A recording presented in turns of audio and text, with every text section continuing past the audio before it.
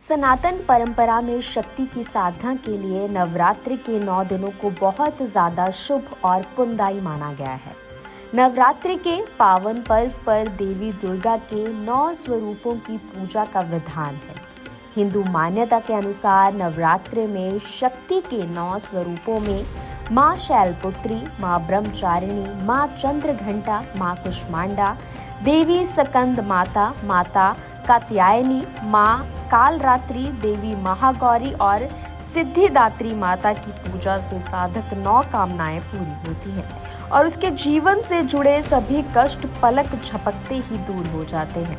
हिंदू मान्यता के अनुसार जो व्यक्ति नवरात्रि के 9 दिनों तक विधि विधान से माता का व्रत, जप और तप करता है, उस पर पूरे साल माँ भगवती की कृपा बरसती है और उसे कभी धन धान्य की कमी नहीं होती है।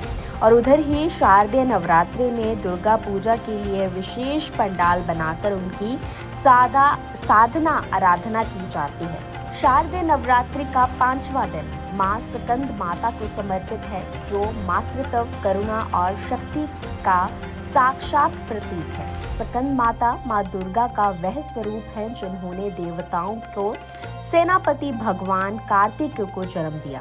सकंद माता की उपासना से संतान सुख की प्राप्ति और उनकी प्रगति होती है। इसके साथ ही पारिवारिक शांति बनी रहती है। ऐसा भी माना जाता है कि जो दंपति सच्चे मन से उनकी पूजा करते हैं, उन्हें जल्द ही संतान प्राप्ति का आशीर्वाद मिलता है। स्कंद माता की 4 भुजाएं हैं। वे अपनी गोद में भगवान स्कंद को बैठाए हुए हैं। उनके दाहिने तरफ की नीचे वाली भुजा में कमल पुष्प है और वह सिंह पर बैठती है। वे कमल के आसन पर भी विराजमान रहती हैं, इसलिए उन्हें पदासना देवी भी कहा जाता है। देवी का ये रूप भक्तों को ज्ञान, बुद्धि और वैराग्य देता है। साथ ही संतान की रक्षा होती है।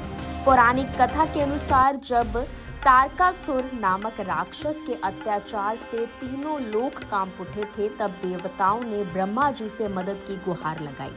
ब्रह्मा जी ने बताया कि तारकासुर का वध केवल भगवान शिव के पुत्र द्वारा ही संभव है। महादेव की इस समय योग निद्रा में लीन थे। देवताओं की प्रार्थना पर देवी पार्वती ने अपने दिव्य तेज से भगवान कार्तिकेय को जन्म दिया। तारकासुर से युद्ध करने से पहले मां पार्वती ने स्वयं सकंद भगवान को युद्ध की शिक्षा दी और उन्हें देवताओं को सेनापति बनाया। माता ने सिंह पर बैठाकर उन्हें युद्ध भूमि में से भेजा।